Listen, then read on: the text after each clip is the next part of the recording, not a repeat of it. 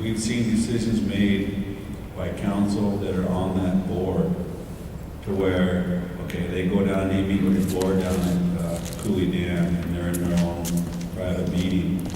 But they make decisions, and so, not to vouch for them or anything, but so do they support what's in the best interest of the business arm, or do they support what's in the best interest of the tribe in whole?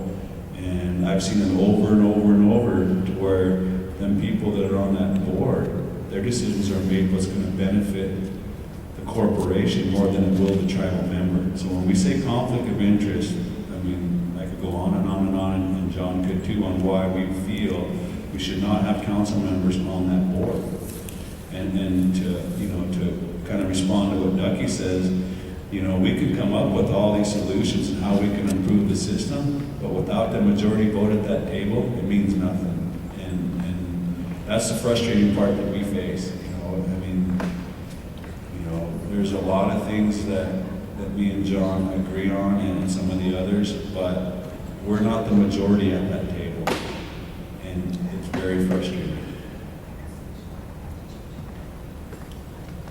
to say the least, right? Oh, what? Larceny, swallow that food first. How come you're not a chairman of the council? I think the other chairman is not represented as properly. I think he's going out and getting drunk and doing drugs. I think he should be. I think the people should have a choice. I think people should hold in the position, not the military guys.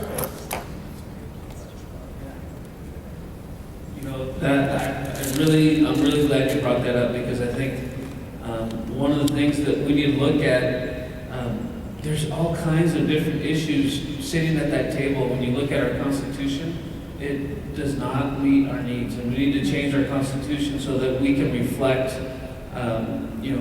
for instance, the chairman of the council should be elected by all of the people of the reservation. There's simple, small changes that can be implemented. Another one that potentially could have been an issue, and it's a fault of our Constitution, the way it's written in our code.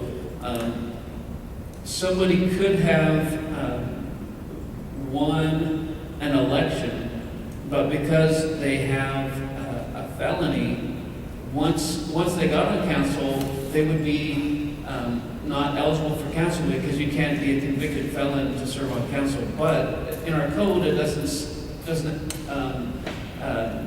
kick you out of the process if you have a felony. So it's just crazy. So we've got a lot of work to fix our Constitution, and that's something that we really need to work on. Equal representation.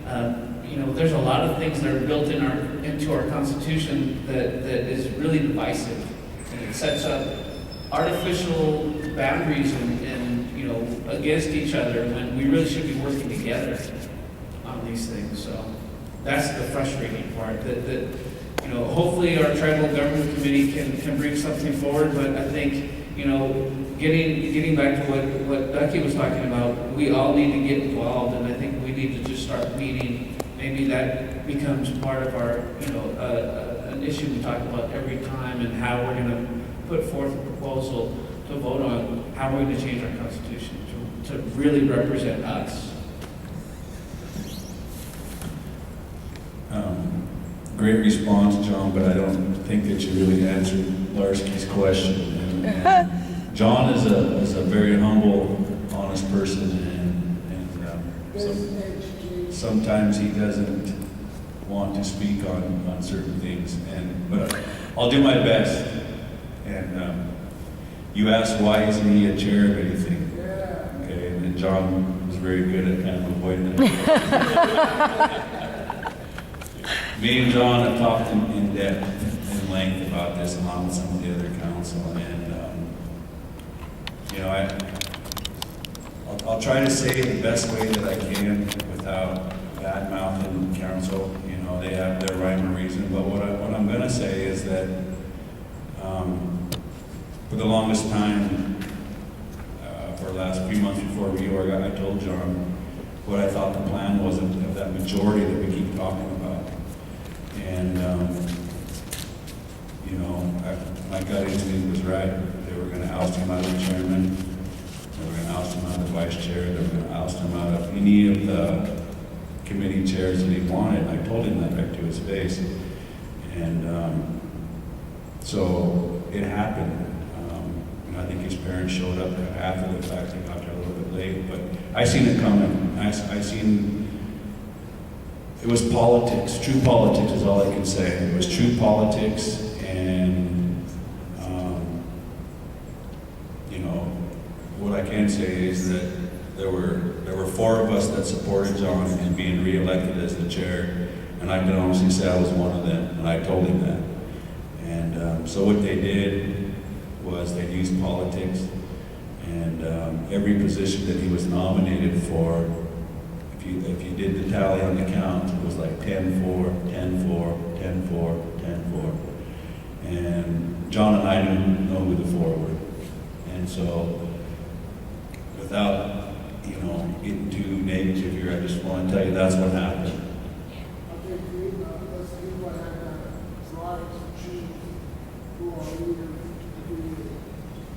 I agree, but the one thing that I want to say is that John did coyote me, and I told John for I don't know how many months. I said, John, I don't want to be the community development chair anymore. I said, I'm frustrated. I said, we can't get people to come to quorum, and anyone that runs a committee, when you got these programs coming in, and they've got issues, very important issues that need to be taken care of.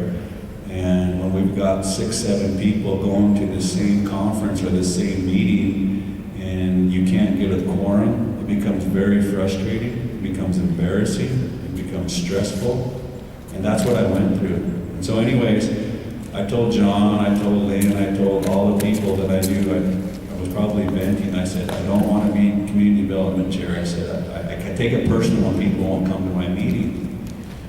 And so when we were at the reorg down at the Arbor, I'm sitting there and I'm about 5 people down.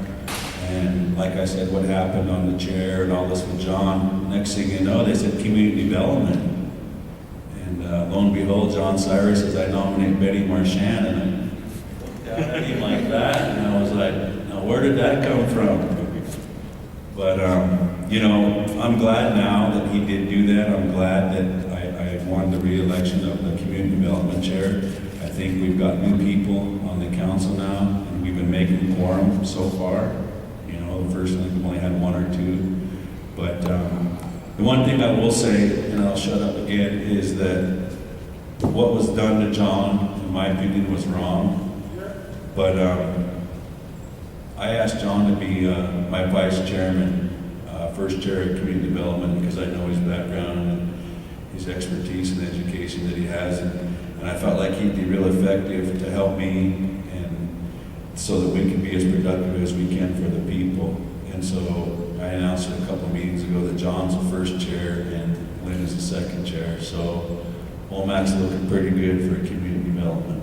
So how are we going to change it, let the people know who we want? We have to change our constitution to Well, we better start, you know. I hear you. We do. We have to start working on that. And that's what I want us to do this year. Get that done this year. That's a big goal for all of us, for the entire reservation. We have to change this constitution to meet our needs and represent our interests. That's outdated. It's outdated. It's not. It's It's not. not working for the people, it's working for the ones that screw up. Yeah, it's set up for a game to be played. It's not set up to represent people's interests. And, you know, I haven't told Benny this, but, you know, sitting there, you know, watching that happen, you know, reorg, but, you know, just hearing him over the year, you know, in his committeeship, what he was standing for, what he really believed in. I mean, I want to see him continue that work. I didn't, you know, 1 year's not enough, and I want to see him finish out some of the things that he was trying to do. So, you know, I wouldn't nominate him if I didn't think he was the right person for the job, so that's why I did it. Okay, well, Okay, got Larry, Larsky, Larry, and Duncan. okay. I like to see two general meetings a year. I think one, you know, 30 or, because we need two general meetings. Also, vote for Larsky for reservation wide. Yay! Where you going, Larsky? He's out. Things to do, things happen. Before you leave, real quick, in response to your two membership meetings a year, I think that's a great idea. But I said it to you before, and I'm going to say it again. I think the council has their annual membership meeting. I would like to see the second meeting be led by tribal members. That way, it's your agenda, it's your time, it's your place, and then we require, however we go about it, making council be there, because we take flack when we have a general membership meeting. If we have an agenda, certain people get upset. Well, we didn't come here to listen to all these agenda items and then speak in the afternoon. So what I'm saying is you lead it, you tell us when, and we'll be there. And then that way, the people can get upset at Larson. And reservation wide voting, I think. We agree, definitely.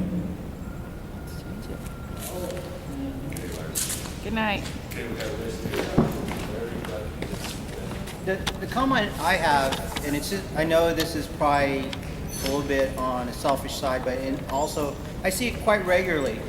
You know, there are tribal members just like me that come back here to work and they bring in years of experience, but because of their position, just because we're not a director or in some kind of executive, even if we're a program manager, you know how many times we get our decisions or our information or our recommendations discounted or not heard, or just that, well, you're only a program manager, who are you to tell us anything? Even though we come in with as experts. We really do. You know, I won't name any names, but there is a gentleman that I know that has 20 years of experience in a high-end field. And yet anytime, because he's just pretty much hourly, and he's decided to step away from management and supervision and just come in and be part of the organization, you know, he doesn't get anything, any recognition. You know, he led his industry, you know, his buildings, and I really feel that the political, the good old boy system, the aspect of cronyism, as they call it, is still very alive and well, and it's really sad, because by doing that, we still do the same thing we've done all the time, and it is slowly changing. And I really appreciate the new council, but again, even with the new council, it's still happening. You know, we got to shake some of that old dead skin off and get, you know, think outside the box, move forward, change, you know, the status quo. So hopefully that happens. You know, and I think that ties it along with reservation-wide voting. And the only way you're ever going to get rid of the good old boy system is it comes down to the voters of each district. So whoever they put in to those positions is what we have to work with. And being that I live in Omak, and I'm an Omak councilman, I can't vote for the Spelum representatives or Keller or HLN. So that part is kind of frustrating too, because I feel like anyone that's representing me, whether I'm on council or not, I should have a right to vote for that person. Because anyone that knows about some of the smaller districts is the biggest families usually win. And, you know, as 14 elected officials, me, John, Lynn, and Stina don't only represent you and the people here. We represent over 9,400 people but if the other districts can't vote on whether Benny Marchand is on there or not, they're not getting their due process. And so I would really like to see that change. I think it's harder than it seems, but these are certain things that we're writing down, and maybe we could voice our concern with the Tribal Government Committee. Thank you, and I really appreciate that what you guys are doing, because one, you know, having been a lifelong Omak voter and attending meetings as much as I have this last time, this has been one of the strongest and consistent information exchange. It's been at least 2 full years. Almost every month in the last 2 years, there's been a district meeting. And the participation sometimes is very slim, even like tonight, but the voices are being heard. Just whomever speaks out here, you're being heard. And I need to thank Mandy for what she does, because without what she's doing here now with the recording, you know, hundreds of people wouldn't even know what goes on in here. And I really think that needs to be said. And it's great information sharing, and it's changing, sure, some of the things. Thank you guys for letting me. Right there, that's who approved. The first meeting that I ever did was our general meeting that we had in Nispelem, when I walked in by myself and walked up to our president and asked, and I was approved. And since then, I showed up every time, and nobody has ever given me any grief. So I thank you for that, for not, you know, hey, get out of here with that camera or anything like that, or chasing me off. And they've been really good about it. I haven't had any problems from anybody. They've assisted me, making sure that, you know, today Larry and Garski, before they left, put this table over here for me to make sure that I could have access, because my thing broke this month. So my stand's not working. No. We'll just continue. I'm sorry. I'll quit talking. You guys.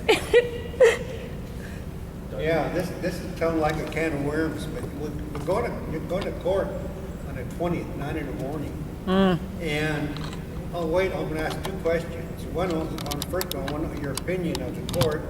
Secondly, I'm gonna tell what I figure. I told my nephew, and I told several, we made a bad decision accepting that monetary amount. For a simple reason, you have kids, Benny. Okay, their kids as kids are left out. And we made a rash, quick decision. Like the young ones, they're left out of that decision. And that was totally wrong, really wrong. We should be perpetual, like the Grand Coulee Dam, until that dam is. See, your clear cuts on the west side average 100 years recovery. On this side of the mountain, it's 200 years recovery. These by the professional experts. So that's what I'm getting at. You know, I agree with everything you said, and that's what we're up against when we face the membership and they want 100% payout. Part of the reason why we want to keep some of that money is we want to invest that money so that these young ones that don't have a voice, so that someday we still have that money. You know, I look at it like, once that money's gone, it's gone. And I want to make sure that if we're making investments, or we're investing into whatever it is, different decisions, that it's something that's going to benefit them people that you talk about that aren't here, you know. And so we're kind of a voice for them people too. And you know, they want to recall us, and we get slammed every day. And but we're standing our ground on it, you know. And our money, some of that money is making interest right now. And so we're hoping someday down in the future that we can start to maybe give out small per capitas and off the interest only, so that we still have all that money. But once we pay it out, I mean, it was just like the first 50% that we paid out. It was great, it helped people, but it was a short-term fix. So we get everybody get $10,000, and guess what? Within a month or two, a lot of people were broke again. They're back over giving council a hard time, saying, you know, I need help with this, my house, my car. And I agree that my stance is, I felt like 50% was fair. 50% goes to the membership, the other 50%, the leaders in the tribe make good choice decisions so that that money will continue to build. And so that was kind of the intent behind that. Yeah, those are all good points. You know, I think one of the things that you know, accepting that settlement, you know, we did abide by some of those guidelines, and I agree with you. until that situation of the health of the forest is fixed, I'm not sure, it's easy to be, Monday morning quarterback and look back in hindsight. I wasn't there at the table at the time. Because Love it. it came at a time and place when there was an actual movement by the federal government to actually put money into it. We had won the case. We were just waiting for some sort of settlement, or could have dragged on for 90 years, just like Barry Cooley case did, and maybe that would have been better. But certainly, if different administration was in place, like a Romney administration or another Bush administration, there would have been no funds available. So it's hard for me to comment on whether or not we should have taken it. I think once I was elected to council, and that was one of my main purposes in running, was to do the best I could to manage those funds and those resources to make sure that it provides not just for today, but for tomorrow, and for the health of that forest, and for the waters that come off of that forest. Because, it doesn't belong to us today, it belongs to those generations coming. And that's how we'll be judged. That's the way, traditionally I was raised. We'll be judged on how well we provide for our coming generations. And I think that's the battle that we're going under right now as a community, as a tribe, as a confederation of tribes, what those traditional values are versus making a dollar. And there's a lot of people that want to just make the money. I don't care about, anything else, I just want to make a dollar. I think that's a fight that we need to fight as a people, to continue to push that we're here more than just making a dollar. We want to carry on those lessons and those values that our ancestors passed down to us, because without them, we wouldn't have anything to argue about or settle. So we need to do all the best we can to provide for the coming generations, not just coming generations of people, but of trees and animals and fish that swim in those rivers.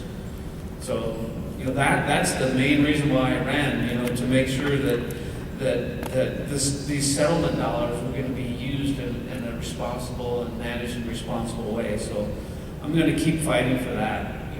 The court case is going to be, I think, next week on the 20th, and it's going to be initial, I guess, I'm not sure if they call it a show cause hearing, whether or not they have actual standing, or if the case should proceed or not. It sounds like it probably won't proceed, but I don't know. What if the petition at federal court?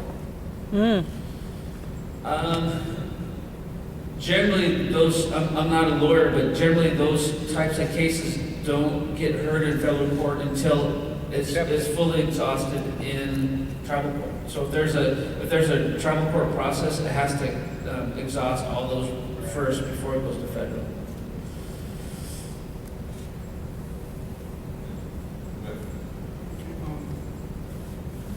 You guys are talking about that 193 money.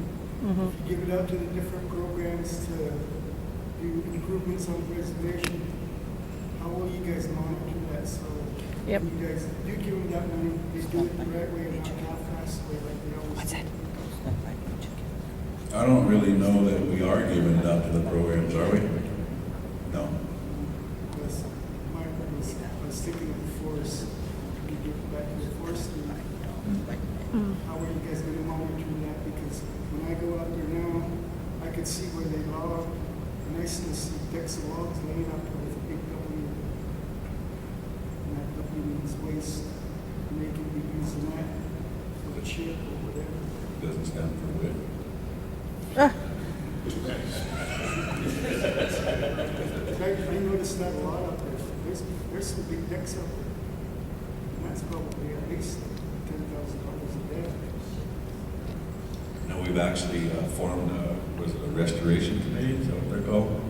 And so we've taken some of the program managers out of different programs, and that's who we selected as the committee. And I believe it was $28 million million we've given them.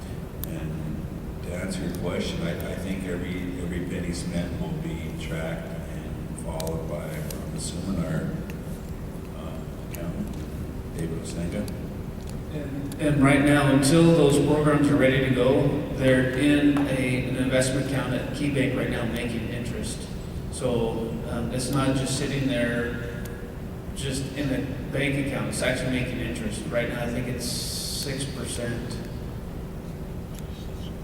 And when we first had it, at the very beginning, it was 0.001 or something. I think it was 10 basis points. It's kind of complicated, but now we moved them into an account that's actually making some money. So, and our restoration committee really wanted to take the time to really make sure that they're doing it the right way.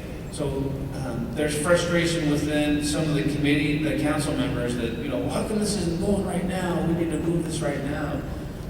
The restoration committee wanted to make sure when they undertook it that it was a really good sound plan going forward.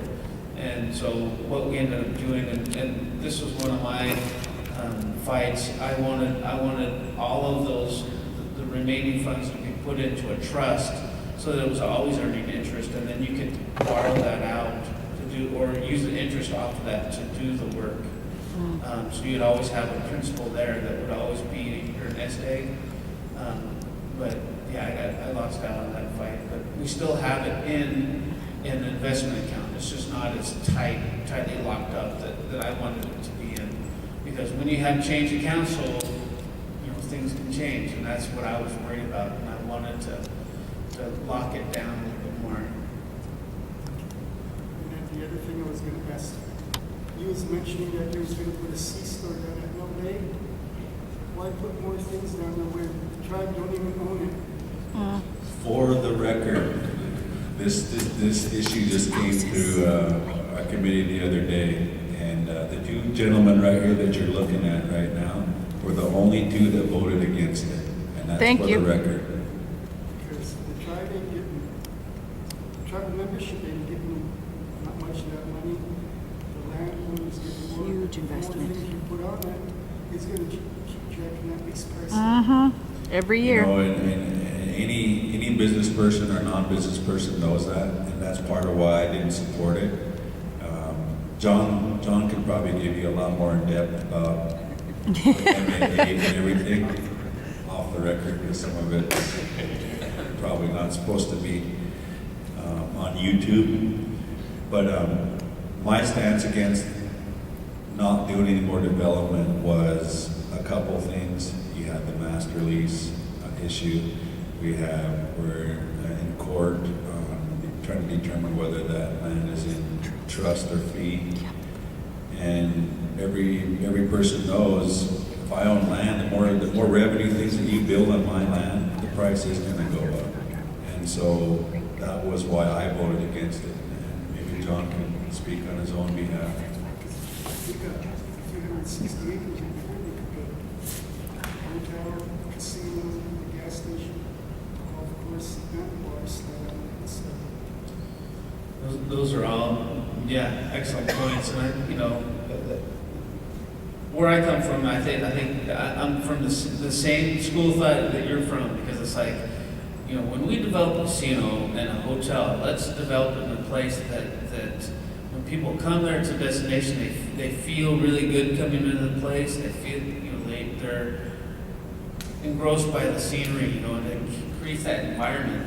You don't want your main view to be a concrete plant, or I mean, there's just things that you have to think about, and I think people should think about, especially decision makers, need to think about that, because it's obvious. I mean, anybody that goes to casinos, when you go to a nice one, those are things that the experience that makes it fun to go there, like Coeur d'Alene, and they have a really nice golf course, and they have it's you travel a ways, and it's kind of a journey to get there. It's kind of cool.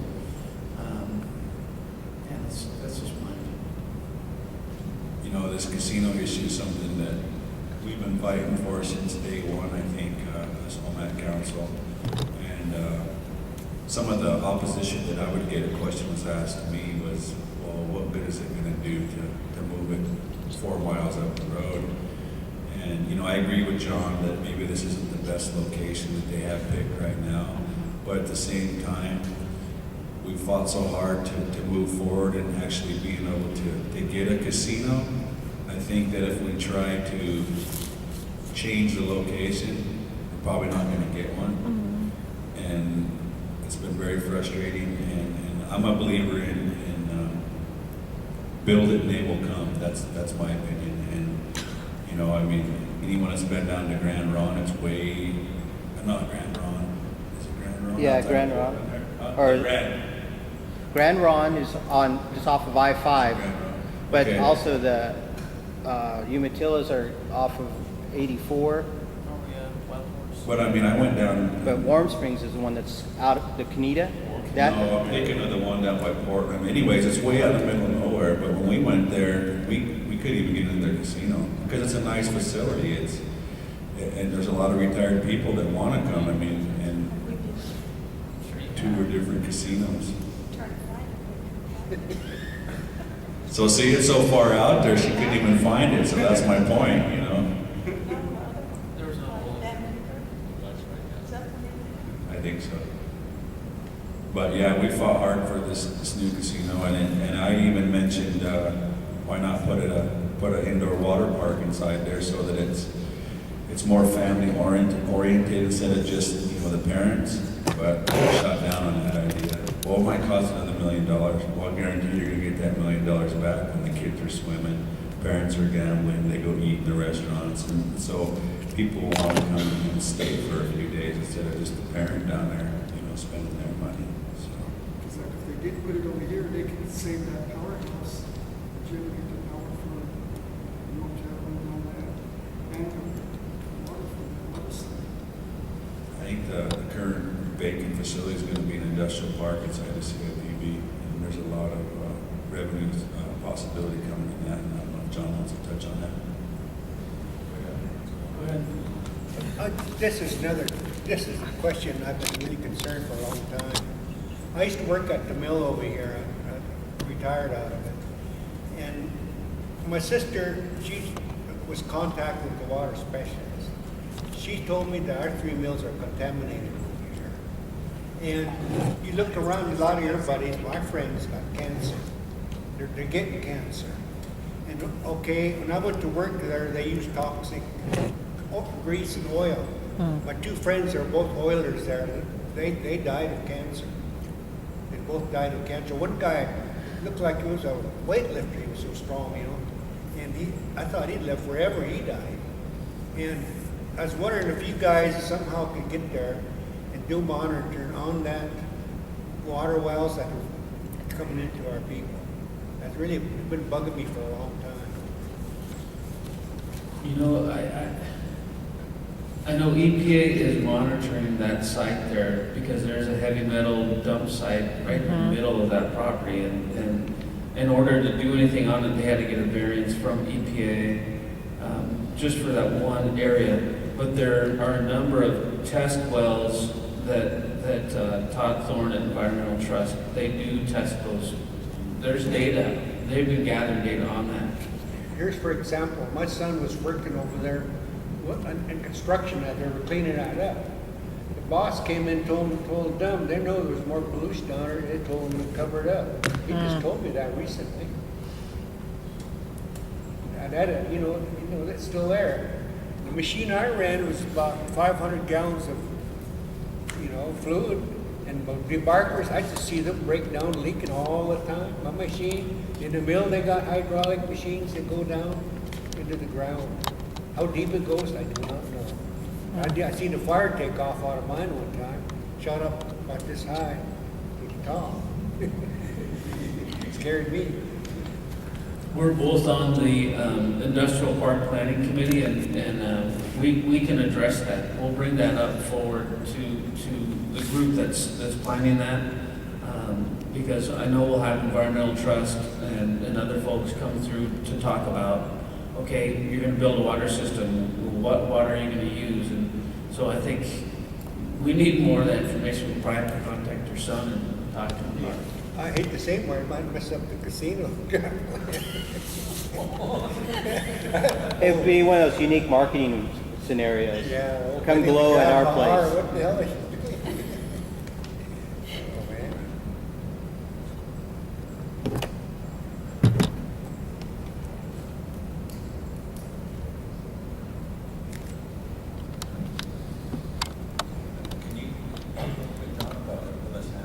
I just had a comment on the park. Can we get a little bit more, have community meetings to listen and give updates? Because, you know, the CIPV, they were here April or May? April? We haven't heard anything from them. And we were told that they would give updates regularly. That sounds good. We can get an we'll ask them to come over and give an update on the next district meeting. They're, you know, I think they just tried to get that powerhouse going again. I haven't talked to them since. I know they're trying, but my sense is everything that they were planning on, you know, their timelines, they were fairly aggressive. And I had an idea it was going to take a little bit longer, just because I knew the status of all those facilities and the water lines, and then, you know, going down the list, I was like, really? Okay, you know, good luck. But, you know, that's their responsibility. I'm sure they would come in and give us an update.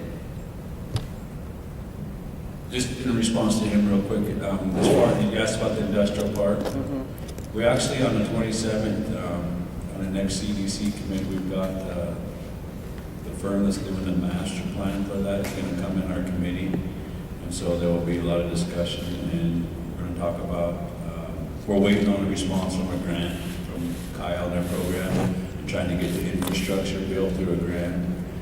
But I really believe that we need to explore the grants, but at some point in time, I also believe that we may have to buck up ourselves, you know, and that's what I kind of wanted John to maybe elaborate a little more on, is what opportunities we're looking at as far as the industrial park, and one of them, I just know a little bit, he's more experienced at it than I am, but we want to utilize the railroad and build bulk fuel plant. I think the tribes negotiating and working with 3 affiliated tribes, Tex Hall and them, we're trying to get them into a contract so that we can guarantee a certain amount of fuel. The other one is, I'm not sure, I think that's the first anchor tenant that we have, and there's another one, but I can't think of it offhand. Yeah, I think the first order of business is getting that bulk fuel plant in there.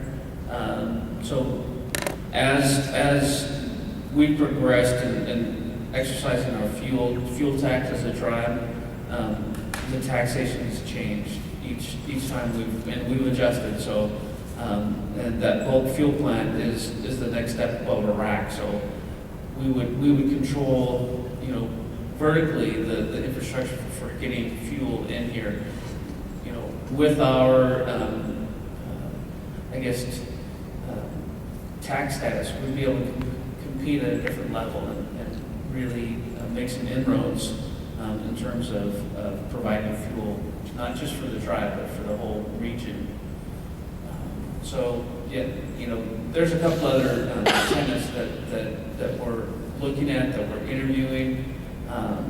Certainly, you know, having that bulk fuel is a good start. Well, what I'm getting at is, you know, have not only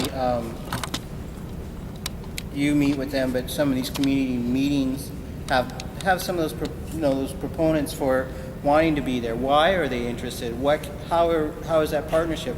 And we kind of alluded to that when we were discussing this with the CIPV people, you know, Atlas, you know, and they were saying, oh, well, we got to do all this, you know, pay this much money to get this up to speed. And and I said it then, well, you know, one of the things is we already have $15 million invested in this CIPV.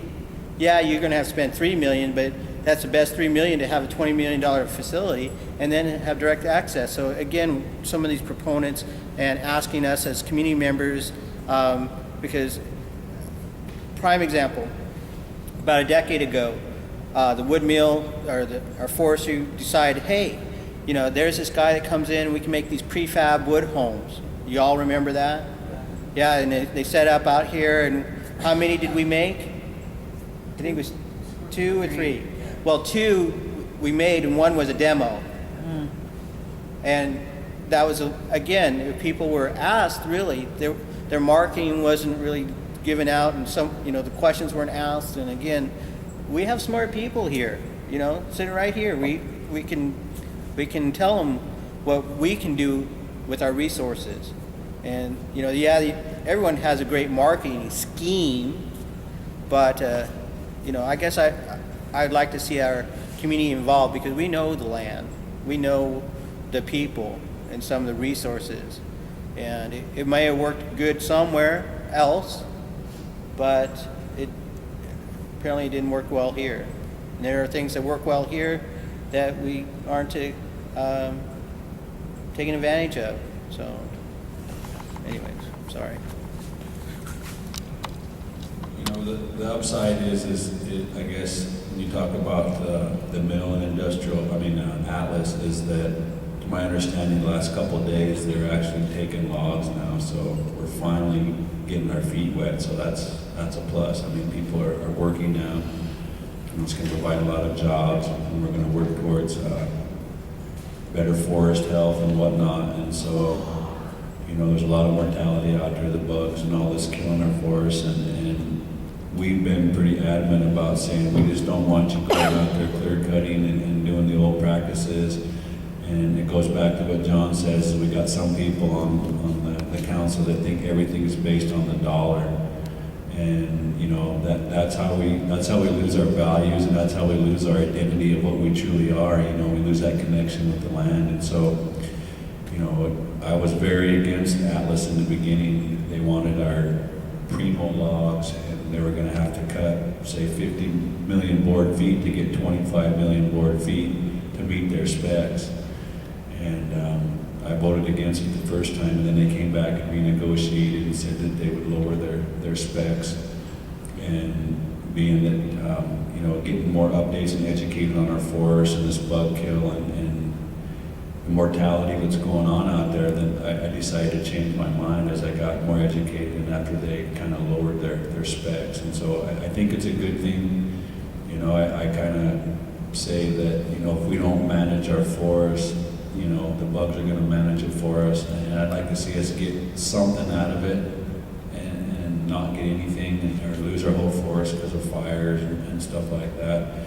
But I don't support just going out and creaming everything for the dollar. I don't agree to that. But like I said, we want to have a healthy forest, and so I think we're working in that direction, and I think Atlas is under that understanding. So.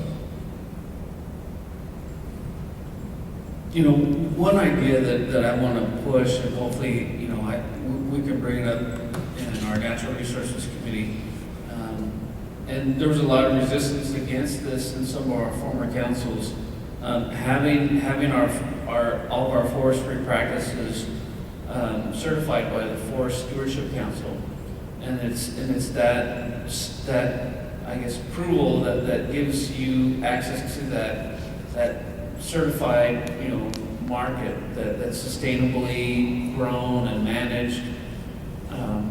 There was a lot of complaints because people thought, well, we're sovereign, we don't need that stamp on our wood. Our methods are even better than theirs. You know, that should be good enough.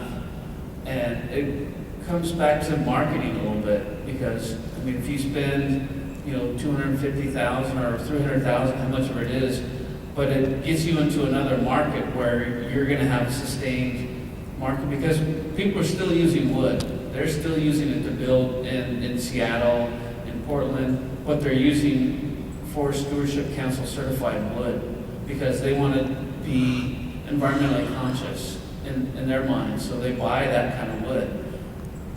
Our wood wasn't certified that way, so ours didn't make it into that market. So when you look at the cyclical nature of the wood market, I just consider it a marketing tool. You it's always gonna be make sure your product is the most attractive to all markets. And I would advocate to just pay that standard, put their standard, Sure, our methods are superior, we have much more history, but if it's gonna make a difference economically, and we can still do what we're doing, that's one thing I'd like to bring up.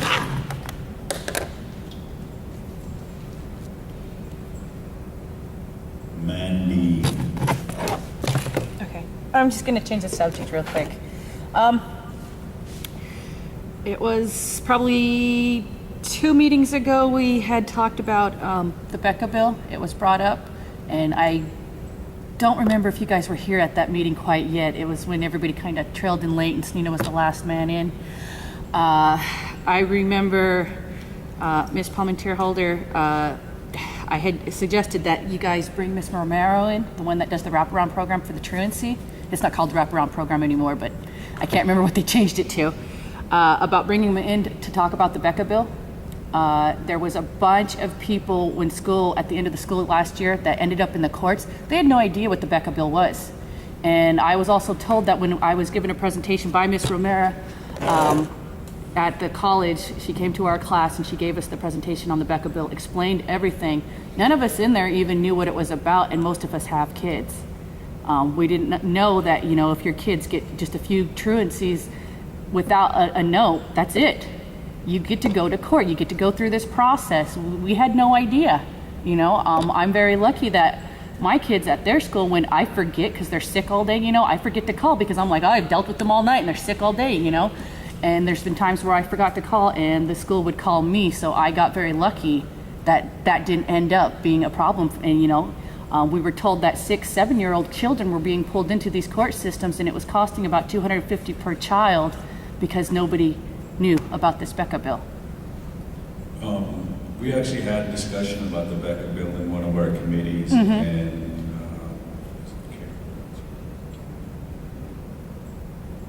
Picard. Yeah, it was Ms. Morera and Ms. Ricard. Okay. Carrie? So, kind of to go back a little bit before that, okay, I was giving them a hard time on why we didn't have any summer youth activities going on here at our center this summer. We went from over 100 kids last year to where a couple times I walked in here, I'd seen no kids, okay? So the explanation that I got was that our TANF workers residing here are no longer in charge of youth activities. They are moving them to the attendance program. Mm-hmm. So now them 2 people are involved in the schools and dealing with what you said as far as the Becca bill. I asked them why they weren't really enforcing the Becca bill, and her response was that the parents, like what you just said, aren't educated.